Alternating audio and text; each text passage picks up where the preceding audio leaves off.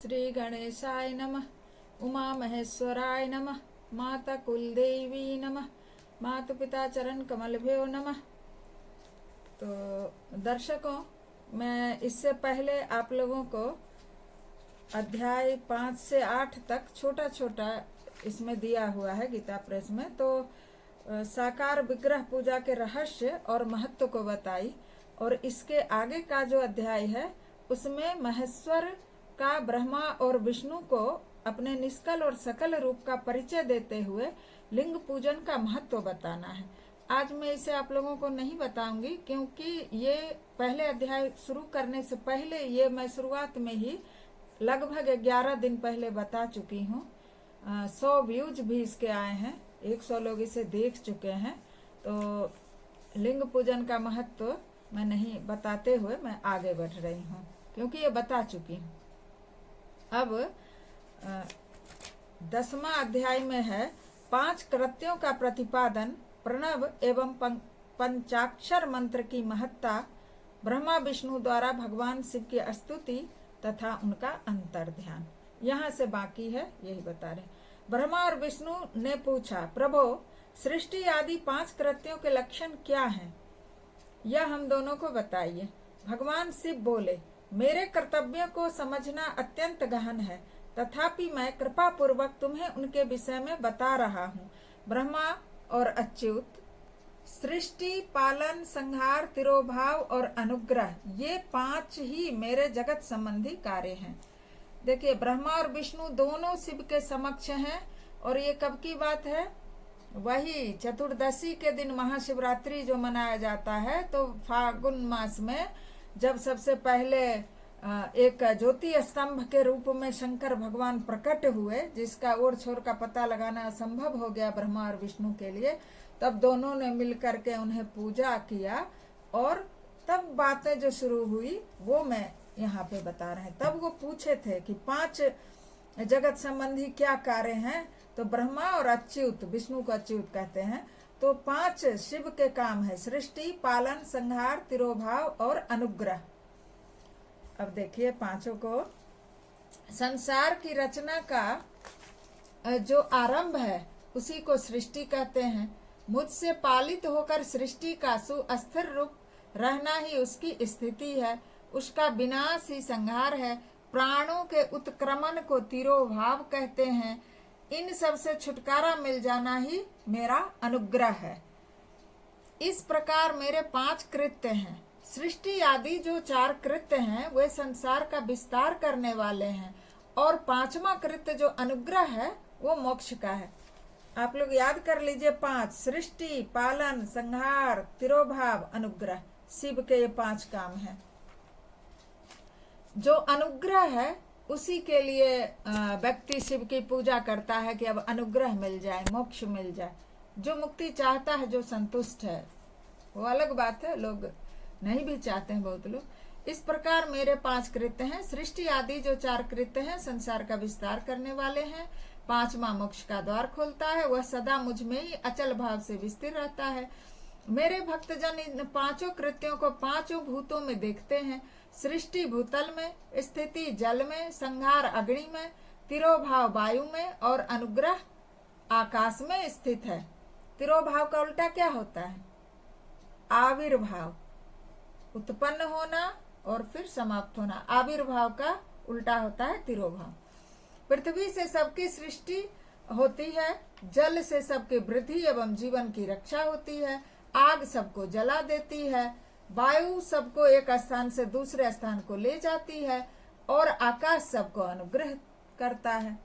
मतलब अलग अलग सबके काम भी हैं। विद्वान पुरुषों को यह विषय इसी रूप में जानना चाहिए। इन 5 कृत्यों का भार वहन करने के लिए ही मेरे 5 मुख हैं, ये शंकर भगवान कह रहे हैं। 4 दिशाओं में 4 मुख हैं, और बीच में 5वां मुख है। पुत्रों, तुम दोनों ने तपस्या करके मुझे परमेश्वर से सृष्टि और स्थिति नामक 2 कृत्य प्राप्त किए हैं। ये दोनों तुम्हें बहुत प्रिय हैं। तपस्या करके ब्रह्मा ने सृष्टि का और विष्णु ने पालन पोषण करने का, स्थिति का 2 कृत्य ब्रह्मा विष्णु ने शंकर से ही प्राप्त किए हैं। ये दोनों काम जो करते हैं, क्योंकि दोनों भगवान को ये दोनों काम अच्छा लगता है। इसी प्रकार मेरे विभूति स्वरूप रुद्र और महेश्वर में दो अन्य उत्तम कृत संहार और तिरोभाव मुझसे प्राप्त किए हैं। रुद्र और महेश्वर जो है वो शंकर भगवान से एक तिरोभाव वायु के द्वारा पहुंचाना, एक पहले संहार करना रुद्र का, फिर महेश्वर तिरोभाव कराते हैं।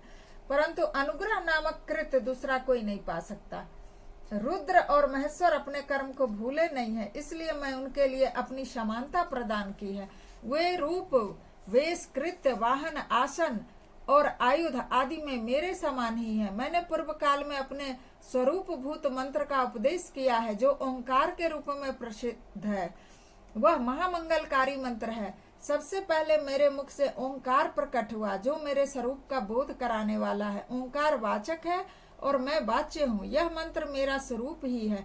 प्रतिदिन ओंकार का निरंतर स्मरण करने से ही सदा मेरा स्मरण होता है। मेरे उत्तरवर्ती मुख से अकार का, पश्चिम मुख से उकार का, दक्षिण मुख से मकार का, पूर्ववर्ती मुख से बिंदु का तथा मध्यवर्ती मुख से नाद का प्रकट हुआ। इस प्रकार 5 अवयवों से युक्त ओंकार का विस्तार हुआ। इन सभी अवयवों से एकीभूत होकर वह प्रणव ओम शब्द एक अक्षर हो गया। यह नाम रूपात्मक सारा जगत तथा वेद उत्पन्न स्त्री पुरुष वर्ग दोनों कुल इस प्रणव मंत्र से व्याप्त हैं। प्रणव मंत्र किसको कहते हैं? ओम। यह मंत्र शिव और शक्ति दोनों का बोधक है।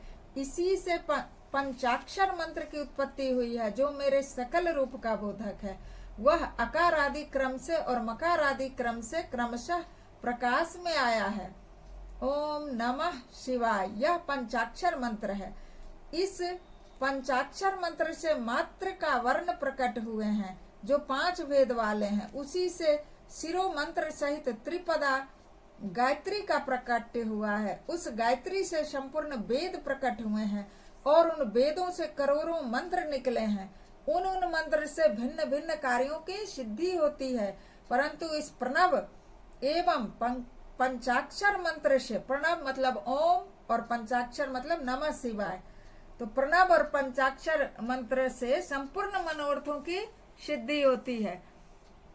इस मंत्र समुदाय से भोग और मोक्ष दोनों सिद्ध होते हैं। मेरे सकल स्वरूप से संबंध रखने वाले सभी मंत्रराज साक्षात भोग प्रदान करने वाले और शुभ कारक हैं, मोक्षप्रद हैं। नंदिकेश्वर कहते हैं तदंतर जगदम्बा पार्वती के साथ बैठे हुए गुरुवर महादेव जी ने उत्तराभिमुख बैठे हुए ब्रह्मा और विष्णु को पर्दा करने वाले वस्त्र से आच्छादित करके उनके मस्तक पर अपना कर कमल रखकर धीरे धीरे उच्चारण करके उन्हें उत्तम मंत्र का उपदेश दिया। मंत्र तंत्र में बताई हुई विधि के पालन पूर्वक 3 बार मंत्र का उच्चारण करके भगवान शिव ने उन दोनों शिष्यों को मंत्र की दीक्षा दी। फिर उन शिष्यों ने गुरु दक्षिणा के रूप में अपने आप को ही समर्पित कर दिया। अब देखिए शिव कितने बड़े हैं। शिव के विष्णु और ब्रह्मा दोनों शिष्य हैं और दोनों शिष्य ने शिव को अपने आप को समर्पित कर दिया और दोनों हाथ जोड़कर उनके समीप खड़े हो उन देवेश्वर जगत गुरु का स्तवन किया। ब्रह्मा और विष्णु बोले, प्रभु आप निष्कल रूप हैं, आपको नमस्कार है। आप निष्कल तेज से प्रकाशित होते हैं, आपको नमस्कार है। आप सबके स्वामी हैं, आपको नमस्कार है। आप सर्वात्मा को नमस्कार है। आप सकल स्वरूप, आप महेश्वर को नमस्कार है। आप प्रणव के वाच्यार्थ हैं, आपको नमस्कार है। आप प्रणव लिंग वाले हैं, आपको नमस्कार है। सृष्टि पालन संहार तिरोभाव और अनुग्रह करने वाले हैं, आपको नमस्कार है।